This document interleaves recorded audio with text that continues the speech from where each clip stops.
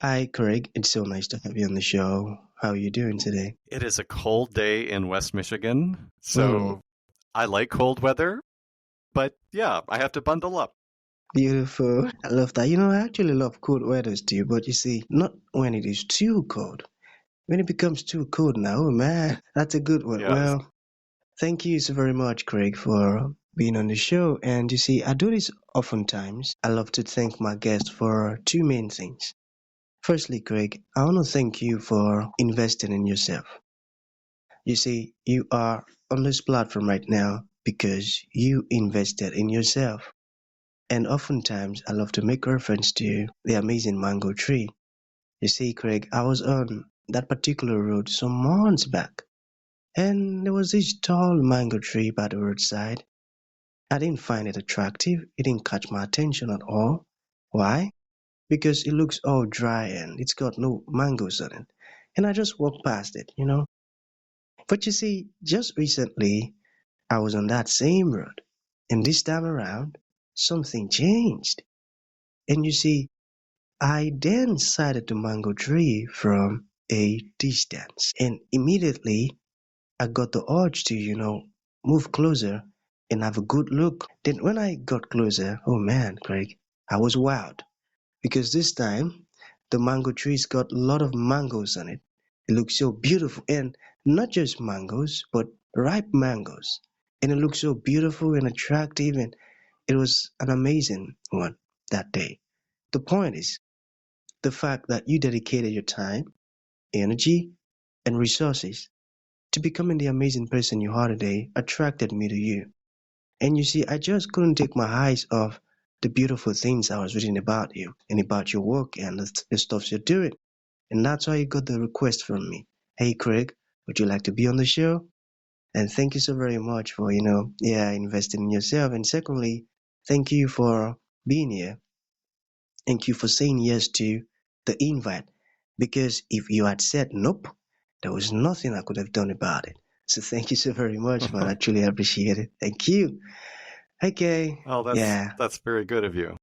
Thank you, man. So let's get started. You see, I am quite excited to have you on the show today, Craig, for some reasons. Firstly, my interest in knowledge seeking, because I believe in order to transition from a chaotic situation to that of a beautiful one, Craig, I believe it takes the application of knowledge. Not just knowledge, but the application of it. And you see, ever since I discovered that light in the Hebrew means knowledge and darkness means ignorance, I've been so keen to knowledge seeking, Craig, because I do not want to remain in the dark. So that's going to make our conversation today very important to me and even to the listeners. The second reason why I'm excited to have the amazing Craig on the show is for the sake of the listeners. You see, Craig, we live in an age where information is as abundant as grains of sand.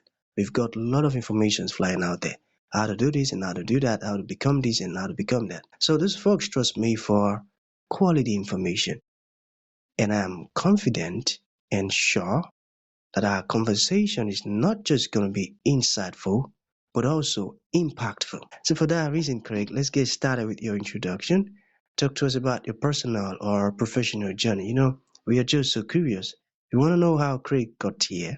And afterwards, I've gotten some beautiful questions for you. Okay, Craig, Hmm. over to you. Thank you, Elisha. I'm grateful for this audio space where we can exchange a little bit about our lives and our work.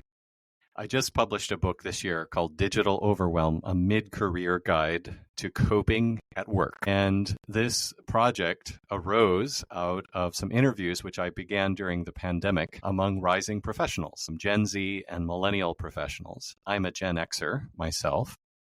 And I asked them how they were coping with the pressures of the early 20s in the workplace in particular. And Elisha, I thought that this research was about them. It was not about me. It was about their stories. And so I tried to center them in my work. But at the time, in 2022, there was a vast movement going on called the Great Resignation. It had a lot of nicknames, but that was one, maybe the most common name. About 4 million people every month all over the world were quitting their jobs or switching their jobs or just rethinking what is work about. And I didn't know that was going on. But gradually, as I talked to more and more people, I realized, oh my gosh, I'm talking to people who are in this movement. They are switching their jobs. They are rethinking work. And then the research that I thought was about them became somewhat about me too, because I quit my job. I was a tenured professor at a small faith-based liberal arts college on the south side of Chicago, and a position opened at a larger university in Grand Rapids, Michigan.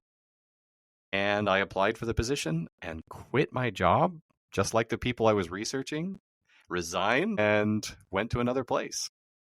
And so the research that I thought was not about me gradually came to involve me. And so that's the sort of background of this book that I've just come out with, Digital Overwhelm. Amazing. And you see, that's a great one. And I said that because you are thoughtful. And the discovery you made, you see, I'm just getting to hear that now. I didn't know was it 2020 or 2022? The Great Resignation. I didn't know. Yeah, I'm just hearing about that now. And the fact that when I had to interview folks and the motive is to solve a problem. You mentioned digital overwhelm, and I believe your book is actually going to be very important globally. And my desire is that it get purchased by every individual in every continent, because many of us are used to the digital world now, you know, and that's going to lead to me asking the first question. So, Yes, are you ready, Craig? I think so. Okay. Okay, but before we get to that, when did you write your book? The one, Digital Overwhelm. Yes, I started the research in December of 2021 and then did most of the research in 2022, talking to 47 rising professionals. And then I wrote the book in 2023 and published it this year, 2024. Wow, amazing. I got that. Okay, let's begin the first question with the value of changing one's mode of communication. And you see, Craig, before you answer that, years back, I remember, you see, people spend time with themselves, all right? There is this community where folks come together and gist and do all of these things in this part of the world and, talk and talk and talk, where families come together and do all of these things. But you see, currently, with the look of things, many of us love to spend time with our devices, our laptops, and yeah, I feel like that stuff is missing. And so back to the question now. So what is the value of changing one's mode of communication? I can tell that you have taken a look at the book, so thank you for that. I think of the digital overwhelm that we face today with all those devices that you mentioned and all the connectivity of our lives as something like a huge ocean wave or a whole bunch of waves. And we're all trying to stay afloat in the waves. And sometimes it feels like a tsunami, and sometimes it feels like a river, but we're always afloat or swimming in our digital worlds. And that's why it's overwhelming. So we need a raft. We need a boat to stay afloat and to navigate the currents of our digital spaces today. And I called that sort of raft or boat a mode. And a mode is an approach. It's a way of engaging something. And in my research, I found that people tended to prefer certain modes of communication. So some people, for instance, really, really like to write a long email to their coworkers to explain everything. And so they'll write a 1,000-word email and lay it all out there. Meanwhile, their coworkers use a different mode. They might be more conversational. And so they want to just have a quick Teams meeting or a Zoom call or something like that. Or they want to talk on Slack, or they want to text you. And we're all using these modes to stay afloat, and that's legit, and you should do that. But if you want to flourish in the workplace, you really need to have more than one kind of mode to use. And so my book recommends that you become skillful at mode switching, moving among different modes of communication. Does that make sense? A lot, man. And I got that. I got that. So let us talk about email overwhelm. You just mentioned long email now. So how can one deal with email overwhelm? Yes, I think this is one of the more difficult questions for me personally. This was one of the most personal chapters in the book because I often do feel like my email is too massive for me to control or to manage or to master. And so the mode switch that I recommended to people was, I don't think you can do this with every email you get, but as often as you can, try to treat email like a present that you are exchanging with somebody else, like a gift. When you do that, you move the impersonal and sometimes dehumanizing aspects of email into a more personal exchange. Again, I don't think you can do that for every email, but maybe out of 4 emails, do it with 1. Say, how can I treat this email as if it's a gift to me? And how can I respond to that gift in kind? There are all sorts of hacks for managing your inbox, and I've used many of them, and I love these things, and I think that those hacks are really important ways to deal with email. Things like delay send, or not responding to emails after 5 in the evening, or trying to, file your emails in different folders and that sort of thing. I think that's all great. But I think if we don't change the underlying moral awareness of what is happening when we email each other, we're not really going to be able to do much more than barely cope with our emails. So as often as you can, Elisha, treat it like a gift. Treat it like a gift. I got that. And that's a beautiful perspective. I love that. Okay, now let's get back to the job part we are talking about earlier. So let's say there is someone listening right now and he's got a question. And the question is, hey, Craig, if my job doesn't feel meaningful to me anymore, should I quit? What would your response be? It's a difficult question, and I'm so glad you're asking the question, if you are asking the question. Because one of the problems in the workplace today, whether we work remotely or we work in a hybrid situation where we're sometimes in the office or sometimes in the warehouse and sometimes at home, one of the dynamics of work today is that it goes super fast. It seems to accelerate faster and faster. The rise of artificial intelligence, the digitalization of all of our tools, it seems like we have less and less time to just think about what we're doing. And so to ask that question, does my job mean anything? Should I stay with this job? Is such an important line of thinking and contemplation and reflection. I had one reader of my book say that the whole book could be summed up in 2 words: slow down. Slow down. And I think questions like that are good ways to slow down. I have to also say I'm a deep reader of the Bible, and there's a book in the Bible called Ecclesiastes. And the book of Ecclesiastes is a wisdom book, and it basically insists that a lot of our lives are disappointing. A lot of what we experience in our work doesn't prove to be rewarding. It's even pointless at times. And so I think being realistic about the fact that your job has many pointless, seemingly wasteful aspects to it, often disappointing aspects, is just a truthful way to look at your work. So should you quit?